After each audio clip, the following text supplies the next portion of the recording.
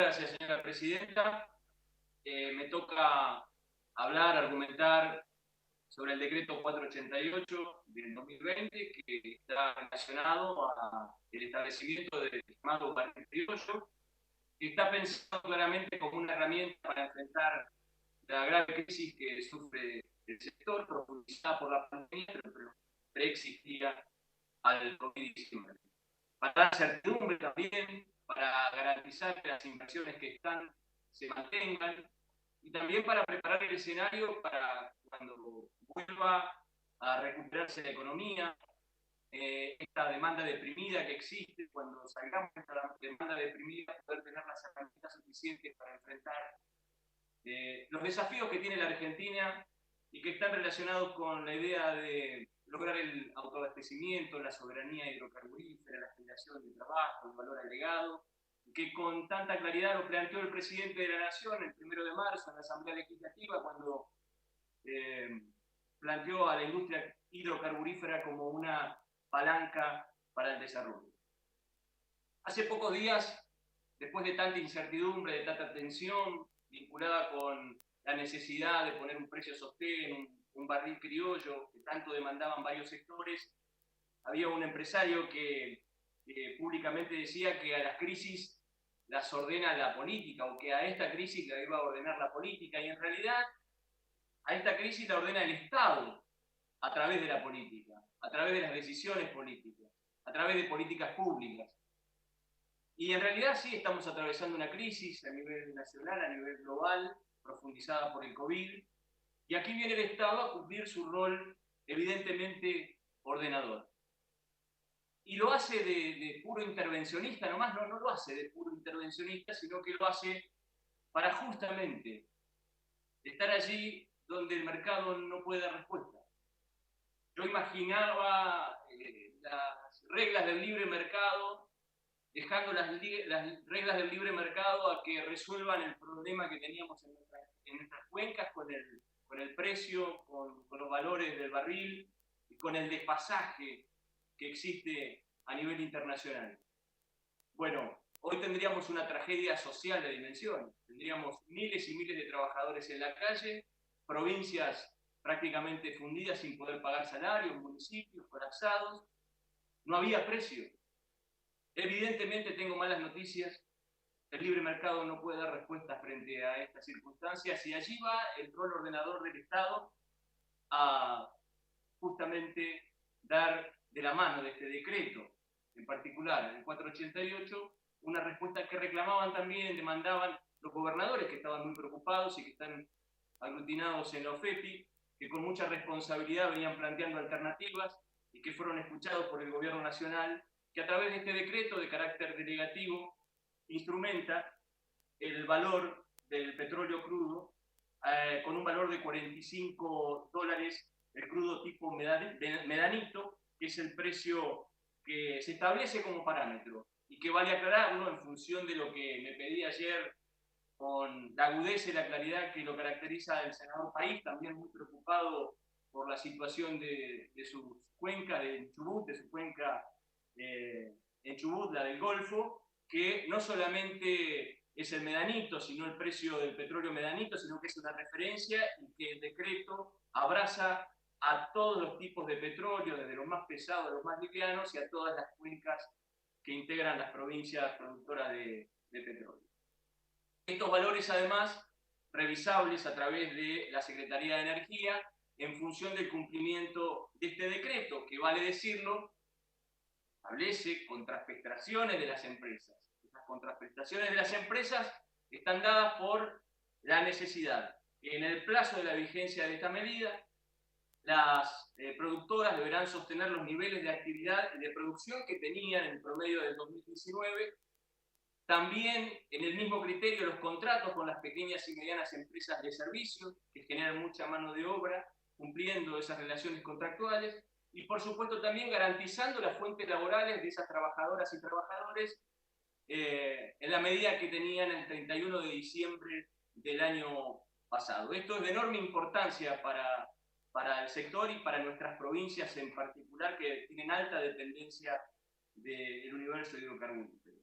Otra cuestión que me parece absolutamente necesaria, imprescindible subrayar, señora presidenta, es algo que también esbozó el senador País respecto a la validez de la norma, la constitucionalidad de la norma. Y en este sentido,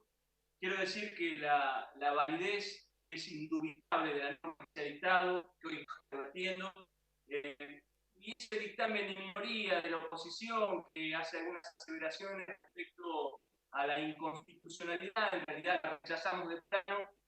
y ese rechazo está explicado en lo que dice a continuación, señora presidenta. El decreto 488 del 20 se trata en realidad de un acto administrativo dictado en el uso de sus atribuciones que tiene el Poder Ejecutivo por el 76 de la Constitución y por el 99, inciso 1 y 2, y también está amparado en la ley que sancionó este Congreso de la Nación, la 27541, en su artículo 52, que es la famosa ley, una de las primeras que sancionamos en este periodo, que es la de solidaridad social y reactivación productiva, que usted seguramente recuerda. Eso le da facultades al Ejecutivo hasta el 31 de diciembre de 2021 a ejercer esas facultades, y además también podríamos hablar sobre la solidez del andamiaje jurídico de esta norma si nombráramos y desarrolláramos las características de leyes tales como la 17.319, la 26.741, que declaró de interés público la producción de hidrocarburos, el decreto 260 y el 332, uno ligado con la emergencia dada por la pandemia y el otro la necesidad de sostener las fuentes laborales y la producción a lo largo y a lo ancho de las economías regionales del país. Es decir, el decreto 488/20 goza de plena legalidad, resulta de aplicación durante un periodo limitado y con parámetros concretos y específicos, con lo cual la constitucionalidad de la norma no tiene ningún tipo de duda. Por otro lado, también, señora presidenta, me parece importante en términos de nuestras provincias, las provincias productoras de petróleo, decir lo importante que significa, la importancia que tiene este valor del crudo del barril criollo,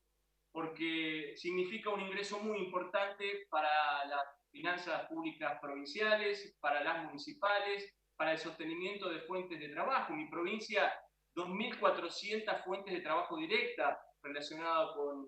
con la producción hidrocarburífera, 90 pequeñas y medianas empresas. Nuestra provincia vecina de Neuquén,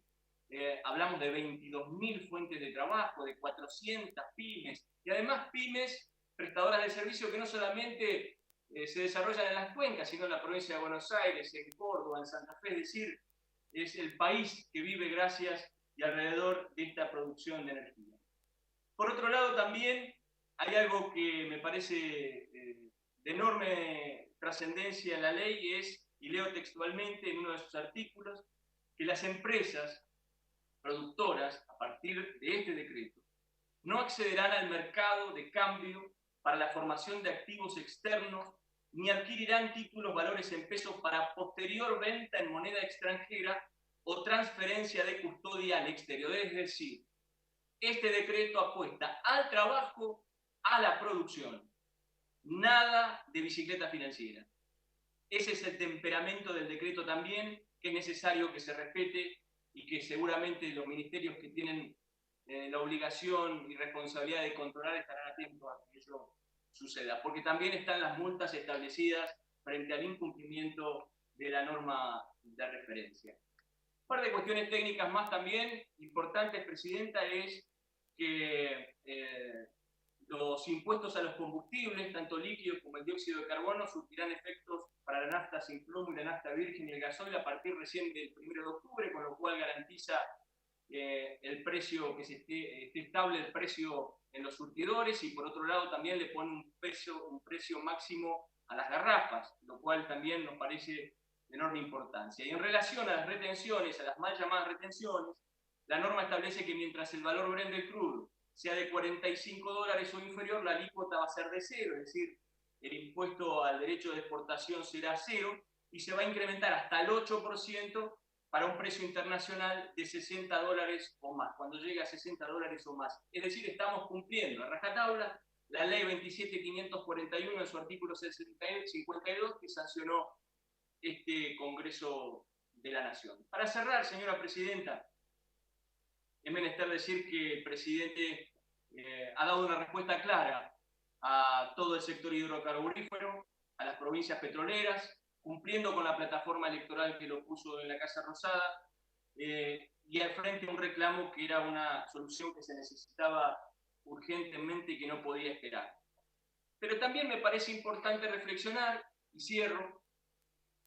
con que este decreto no es un decreto aislado, es un andamiaje, una serie de medidas que ha tomado nuestro gobierno nacional poniendo ese rol protagónico del Estado frente a la inconsistencia del mercado. Y esta crisis parece redundante, parece una verdad de perogrullo, pero es una oportunidad, evidentemente. Y es una oportunidad para empezar a pensar cómo saldamos, cómo construimos un sólido acuerdo nacional que deje atrás, que deje esas aseveraciones que cansan, que aburren respecto de la libertad de mercado y esta especie de prebendarismo libertario o libertarismo prebendario, diría yo, de muchos, algunos con responsabilidad institucional, otros personajes de menor valor,